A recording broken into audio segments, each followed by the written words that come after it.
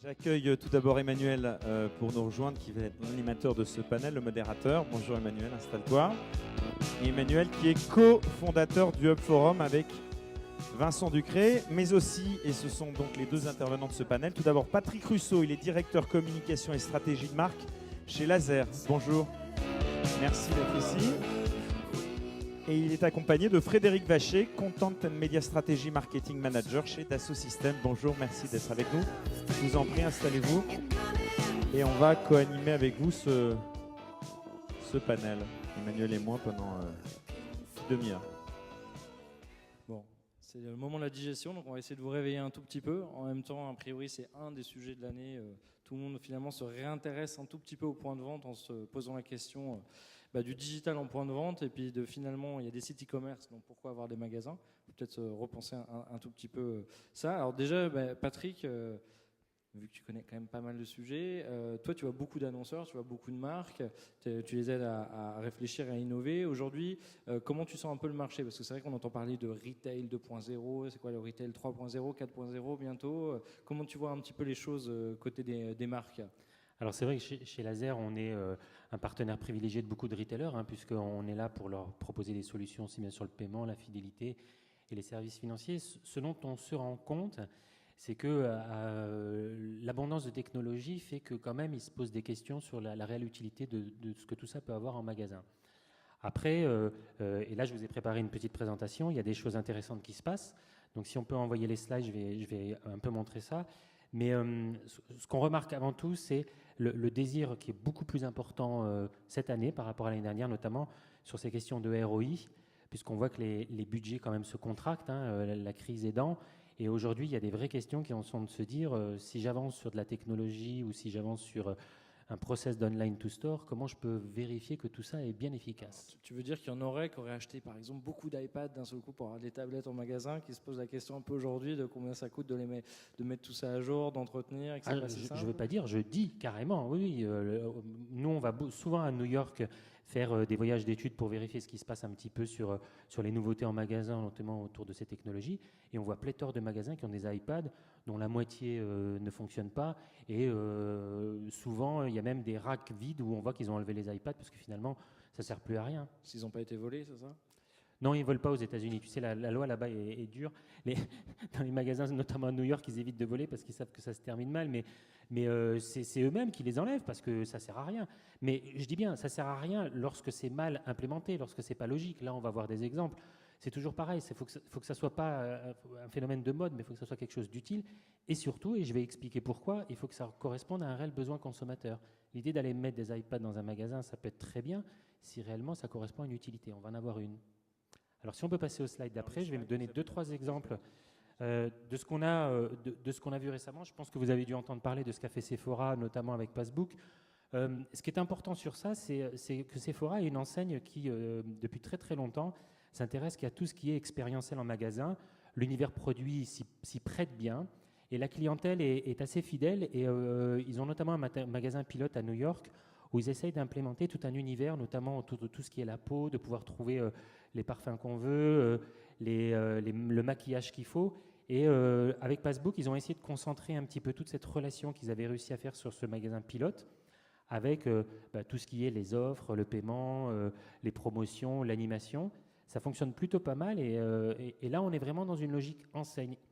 J'y arriverai plus tard, c'est la marque qui est importante. Ce que j'aimais bien, dans ce que tu viens de dire, tu parles expérientiel, expérience. Donc ça veut dire quoi?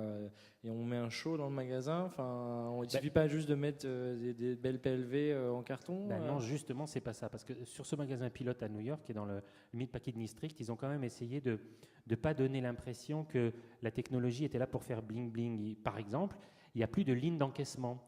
Les encaissements se font avec des iPhones et ce sont des conseillères qui en fait vous accompagnent dans tout le magasin et lorsque vous avez terminé, elles vous font l'encaissement. Il y a également des displays tactiles sur lesquels vous pouvez regarder un petit peu selon le type de votre peau, ce qui est plus intéressant pour vous ou pas. Il y a des référentiels par rapport à Pantone aussi.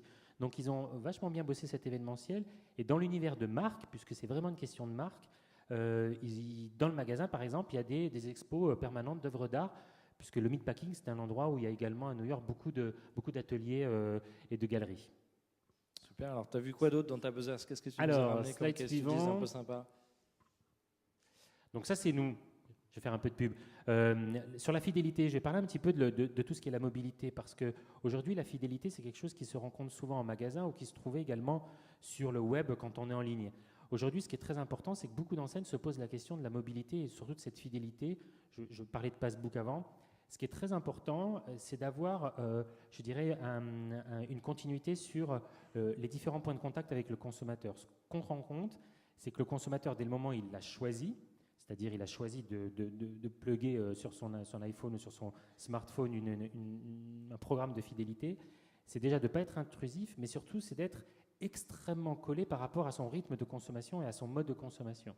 C'est très important parce qu'il y a beaucoup de gens qui font du push d'offres qui ne sont pas obligatoirement liés au parcours d'achat. Donc nous, c'est ce qu'on essaye de faire chez Laser avec cette appli, c'est vraiment de faire que l'univers du consommateur et de ce qui lui est proposé dans cette appli, que ce soit chez lui ou lorsqu'il se géolocalise pour aller trouver un magasin où il y aurait une promo, on n'essaie pas de faire du push de choses qui ne sont pas en affinité avec son style de vie. Alors, le fantasme du marketeur qui se dit je vais pouvoir à chaque fois qu'il passe dans mon magasin lui sauter dessus avec son mobile, ça ne marche pas. Ça ne marche pas. Et puis surtout, nous on a fait des tests, on se rend compte que ça peut même être carrément un rejet. Vous savez, le consommateur avec le mobile, il a repris le pouvoir. Hein, donc à un moment donné, s'il se rend compte que vous abusez, ça ira pas loin. Donc ça c'est très important et c'est pour ça qu'on fonctionne beaucoup sur des segmentations lifestyle, des styles de vie, pour être en adéquation avec les styles de vie de gens et pas aller pusher des choses qui n'ont pas d'utilité. Quoi, tu veux dire on peut plus cibler la ménagère de 50 ans, de moins de 50 ans? Alors ça va beaucoup plus loin que ça, parce que le style de vie, au-delà du fait que vous soyez la ménagère de 50 ans, c'est également ce qu'on arrive à faire nous, c'est avec le panier en fait. Hein. On arrive à distinguer un petit peu les styles de vie. Par exemple, on arrive à voir si cette ménagère, c'est une ménagère qui en plus est appétente sur l'informatique, sur le web, si en plus elle a des petits-enfants. Donc on arrive sans être intrusif à dégager des styles de vie qui nous permettent en fait de nourrir un univers de consommation. Ça permet notamment pour certaines enseignes qui sont clientes de Laser de justement pouvoir pusher des fois des services qui sont en affinité. On va dire par exemple une femme qui a des enfants, on sait qu'elle a pris des couches, des choses comme ça, on va pouvoir détailler un style de vie. À partir de là, si on est une enseigne de distribution de proximité, on va peut-être lui proposer aussi par exemple de la garderie dans le cadre d'un reward de programme de feed. Donc on travaille sur toutes ces choses-là pour permettre d'avoir un univers de marque qui soit beaucoup plus serviciel. En fait, c'est très important, on travaille beaucoup sur ça, notamment avec notre laboratoire qui est l'échangeur, parce qu'on se rend compte que les gens, au-delà du produit, de l'expérience, ils attendent en retour une certaine expérience servicielle, c'est-à-dire des services adéquats. Hein. Il ne faut pas que ça soit des choses... Et tu as un exemple, par exemple, concret de marque ou de type de marque pour qui vous Si, je peux vous donner un exemple. Monoprix le fait très bien. Et aux États-Unis, il y a une enseigne qui s'appelle Duane Reade, j'ai une photo après, le fait très bien. Alors on va aller un peu plus loin, je crois. Voilà, je parlerai après de Duane Reade. Je vais vous parler là. Vous l'avez peut-être vu, hein, ça c'est assez intéressant.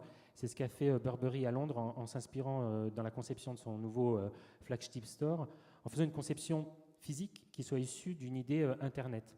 Donc ils ont essayé de faire de ce magasin un lieu expérientiel, événementiel, avec des displays, mais l'idée, c'est pas d'avoir la connexion Internet dans tous les quatre coins. Le magasin est vraiment pensé comme un lieu expérientiel. Vous avez des concerts, vous avez beaucoup de choses.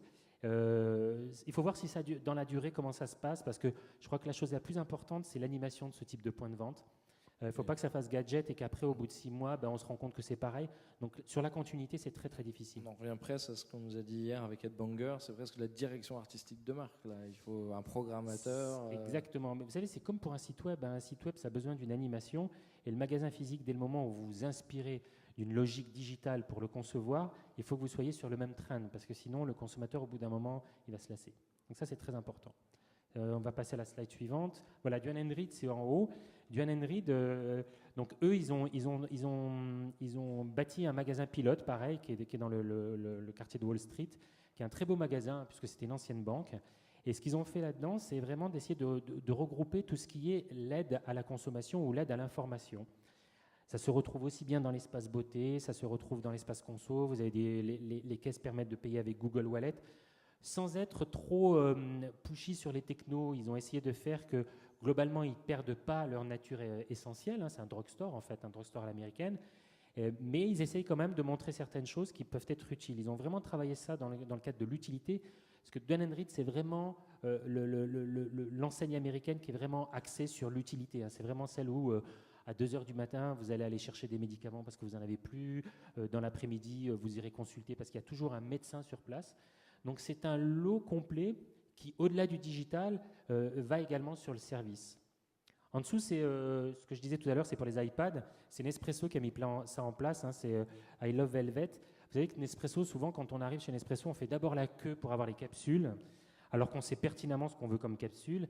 Et puis après, on vous dit, vous allez pouvoir aller prendre un café. Voilà. Et comme maintenant, Nespresso, il commence à y avoir beaucoup de monde dans les boutiques, ils ont pensé à cette solution-là. Vous êtes en fait en train de prendre le café, et avec l'iPad, vous arrivez à commander toutes vos capsules, et c'est en partant que vous récupérez votre sac, parce que vous payez également avec cet iPad.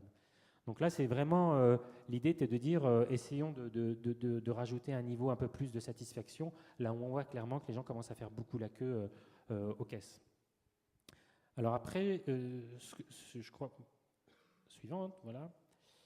Vous voyez, en haut, j'ai mis Online to Store avec un point d'interrogation sur tous les slides que je viens de montrer, parce que je vais vous expliquer après ce dont on se rend compte de plus en plus. Ça, c'est un mur qui avait été présenté il y a 1 an et demi par Adidas avec Intel, qui est un mur digital qui est censé se trouver dans des magasins Adidas et sur lequel, en fait, vous pouvez voir toute la collection de chaussures, bien sûr, faire de la sélection, et puis également tous les accès à tout ce qui est social. Hein. En tactile, vous pouvez aller mettre les photos, parler, voir comment ça peut fonctionner pour vous. Si j'ai mis un point d'interrogation, c'est qu'en fait, le Online to Store, si on peut passer le slide suivant, il faut se remettre sur un concept qui est qu'on travaille d'abord pour le besoin du client. Le Online to Store, il faut partir du principe que c'est un concept marketing. Ce n'est pas un sujet sur lequel le consommateur se pose des questions lorsqu'il se balade de chez lui, dans la rue et dans le magasin. Ce dont on se rend compte, c'est que cette appétence, ces usages au digital, directement issus de l'usage du digital vis-à-vis du retail, ce n'est pas une question pour le consommateur. Il va avoir aucun problème à utiliser son smartphone dans les rayons pour commander le produit qu'il voit sur Internet. Il regardera effectivement sur Internet chez lui pour faire des comparatifs, aller dans le magasin. Mais dans la rue, il fera autre chose. Il fera de la géologue pour voir où est l'offre la plus intéressante. Il comparera les prix. Donc tout ce schéma qui est un petit peu, je dirais, dans un seul sens, qui était de dire du online vers le store, finalement n'a pas d'existence. Enfin, pour moi en tout cas, et je pense qu'on peut être d'accord, n'a pas d'existence dans la vie du consommateur. Ce qui a d'existence dans la vie du consommateur, c'est de ne pas se trouver en rupture sur la chaîne de contact qui va avec l'enseigne. D'où l'importance de vraiment appréhender le consommateur comme un être qui est en relation avec la marque, et à ce moment-là, avoir cette expérientielle de marque aussi bien dans la relation client que dans l'offre produit, hein, qu'il n'y ait pas de rupture selon le device ou selon l'endroit où on est en contact. C'est pour ça qu'on alerte ou on est très très exigeant vis-à-vis des retailers avec lesquels on travaille pour leur dire faites attention aux ruptures. Ne vous contentez pas de faire un truc génial dans le magasin. Regardez ce qui se passe également sur votre site web. Lorsque vous êtes sur le mobile, faites attention. Votre site web, il faut qu'il soit compatible avec le mobile. C'est tout un univers de relations clients sur lequel on se rend bien compte que si un des maillons est en rupture vis-à-vis du consommateur, vous allez avoir un réel problème pour arriver à valoriser l'intégralité de l'expérience. En fait, le consommateur, lui, il est déjà 360. C'est les marques qui courent derrière pour essayer de tuer les silos et de s'intégrer. Oui, très clairement. On a mis avec le digital, hein, on peut dire de manière générale, on a mis dans les mains du consommateur le moyen de se désincarcérer de la manne qui était celle de la marque. Aujourd'hui, si on peut passer le slide suivant, la marque est redescendue au proche du consommateur. En fait, ce qu'on peut voir, c'est que la marque est redevenue à l'égal du consommateur. Vous voyez, le contact... Ah, c'est moi, d'accord.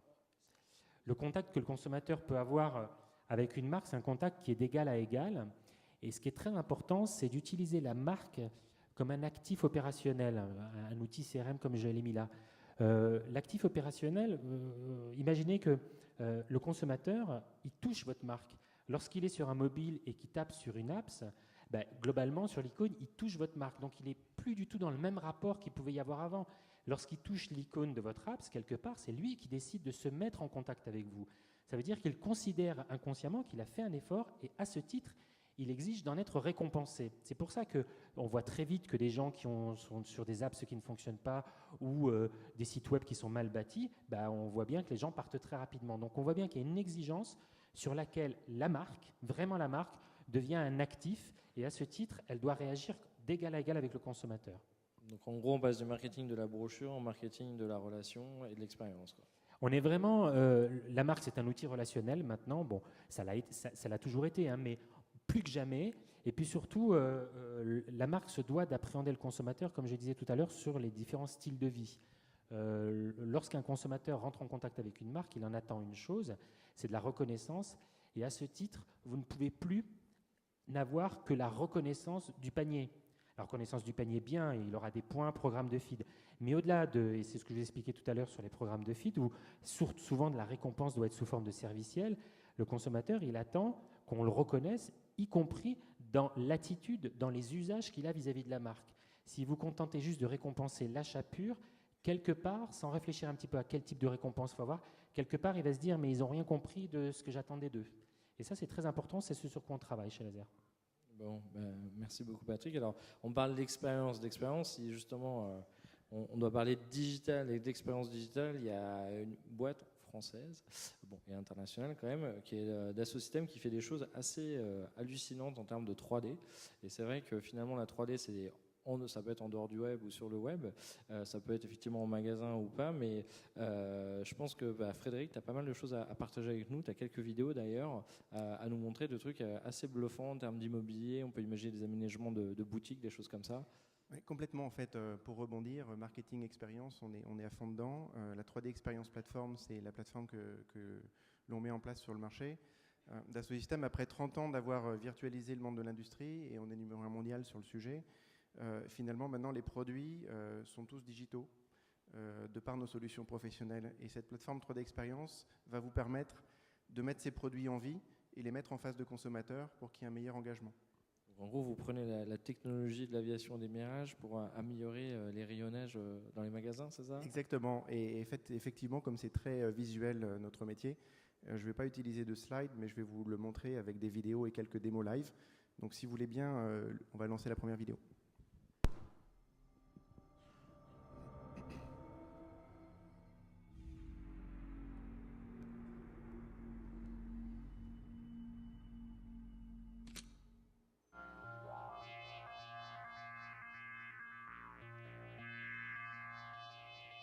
Donc actuellement, les catalogues produits sont papier, pour la plupart.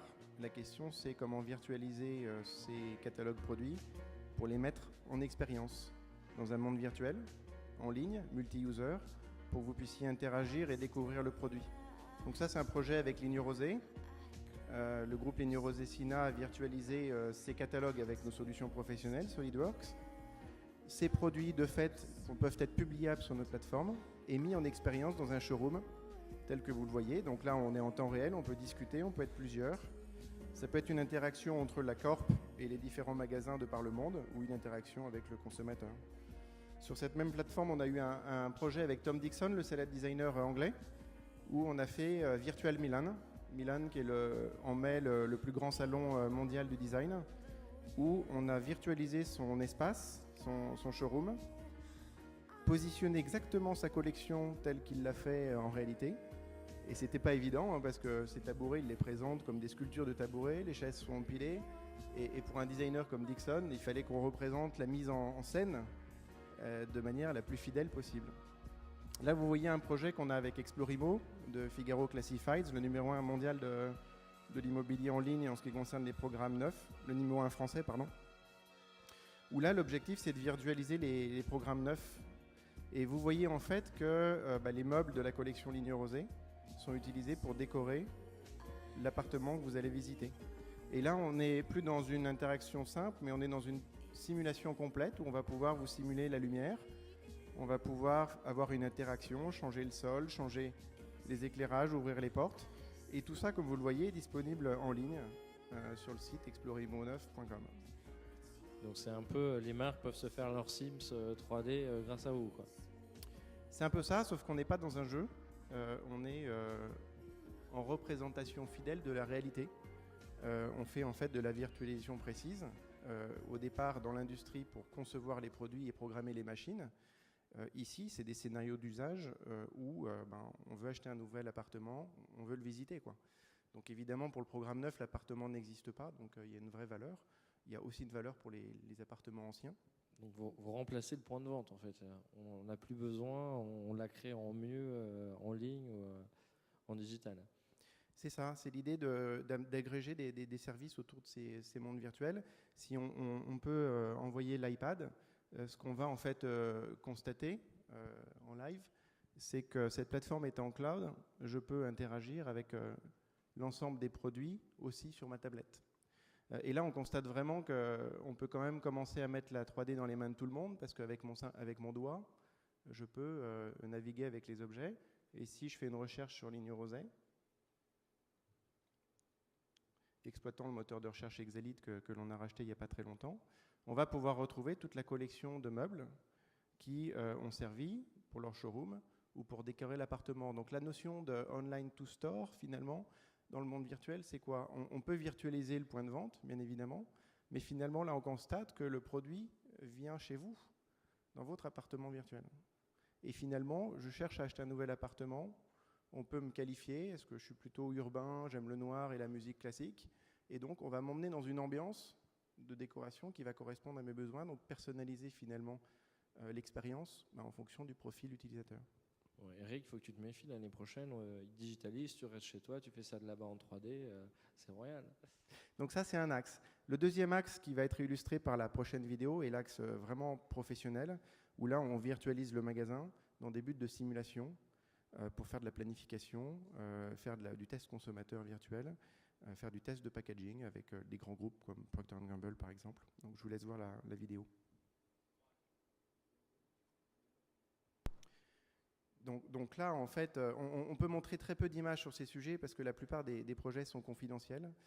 Mais là, ce qu'on constate, c'est la modélisation d'un point de vente complet. Et donc là, on n'est pas sur une chaise ou deux, on est sur le rayonnage complet et donc du massif d'un point de vue présentation produit. Et de fait, on va être capable de présenter les nouvelles collections, de les simuler leur positionnement pour préparer les agencements des prochaines lignes de produits. Simuler l'interaction, donc là c'est un produit fictif. Donc on travaille avec les marques d'un côté et puis avec les retailers de l'autre pour virtualiser les magasins. Il faut faire très de marketeur ville comme Farmville, mais où on gère son rayon et hop, on essaie de faire le plus de chiffre d'affaires, ça a cartonné. Donc là ça correspond à une offre commerciale, un produit qui s'appelle 3D Via Store que l'on a mis sur le marché et qui commence à vraiment très bien fonctionner. Après, le troisième axe, il est un petit peu plus disruptif, pour reprendre la discussion de tout à l'heure. Et ça va encore être attrait à la 3D expérience, mais là, à l'ultra-personnalisation, puisqu'on parle de technologie de 3D printing. Le 3D printing, c'est intéressant parce que ça donne une vie à un objet virtuel, finalement. On rematérialise. Là, tu ramènes le virtuel dans le monde réel. Exactement. Et donc, on a donc sur notre plateforme la possibilité de vous fournir votre objet en 3D printing.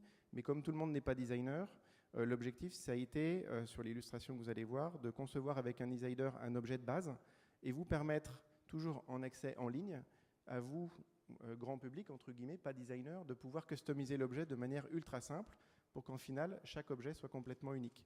Donc là, c'est un projet de Art Toy. Je vous laisse découvrir le projet en vidéo. Vous pourrez y accéder en ligne, bien sûr. Donc là, c'est le rêve de tous les collectionneurs de Art Toys, quoi. Donc, ces petites figurines en Donc si vous n'avez pas d'idée, vous avez des super-héros, ou vous avez la possibilité de tirer un tirage complètement aléatoire, ou après, vous allez pouvoir complètement customiser.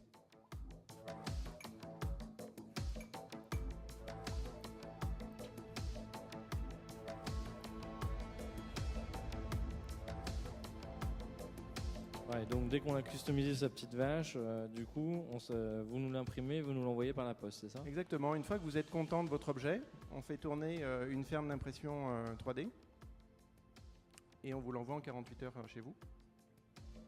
Comme je le disais, c'est en ligne. Donc là, on est dans un navigateur web, très simple.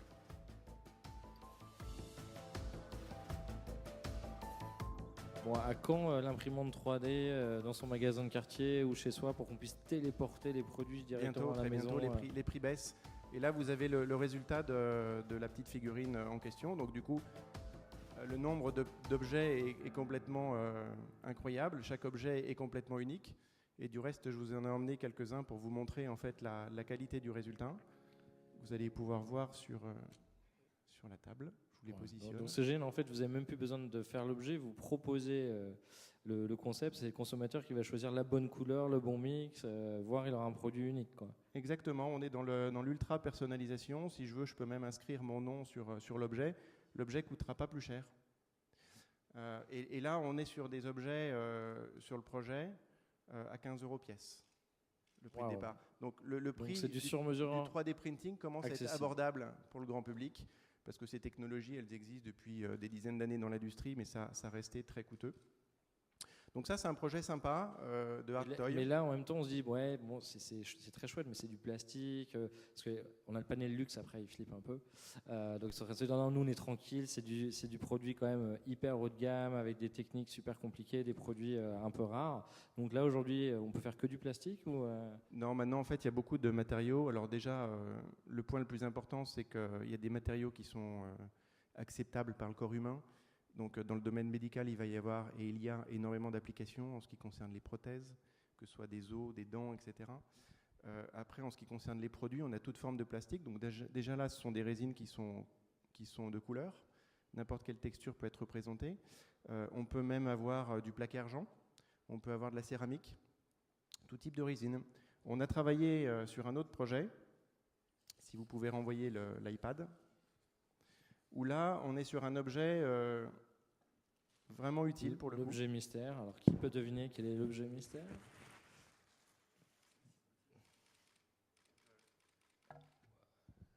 Je sors la boutique, mais ça c'est un objet. Alors déjà, la caractéristique, c'est qu'il ne serait pas fabricable dans un procédé de fabrication normal.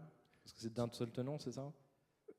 C'est surtout que les deux formes organiques se collent ici, et que si on était sur un procédé plastique traditionnel, la forme ne serait pas démoulable.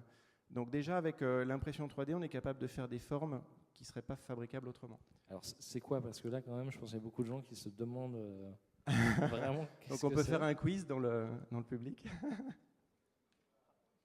Vous avez des idées? C'est un klaxon, un vase. Donc je crois que j'ai entendu, effectivement, c'est un haut-parleur, c'est un amplificateur naturel de son.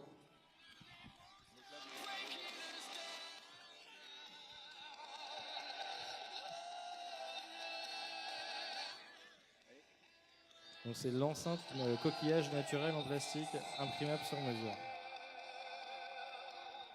Donc voilà, on peut fabriquer des produits qui sont vraiment uniques.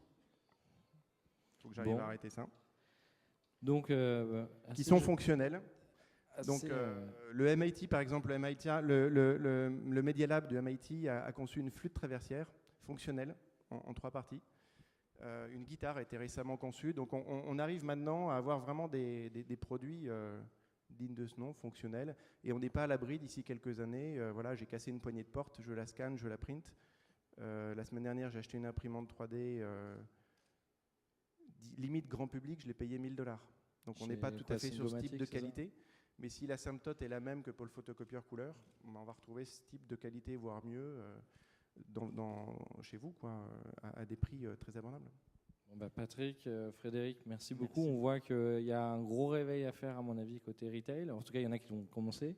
Et on peut imaginer que ça va être un peu la révolution dans les prochaines années, où on ne sait plus si c'est le magasin qui se télécharge, qui se digitalise, les produits qui viennent chez vous. Mais en tout cas, a priori, il va vraiment falloir garder les oreilles ouvertes et pourquoi pas utiliser Dassault Systèmes ou passer voir laser, puisque c'est un peu la caverne d'Alibaba à l'échangeur.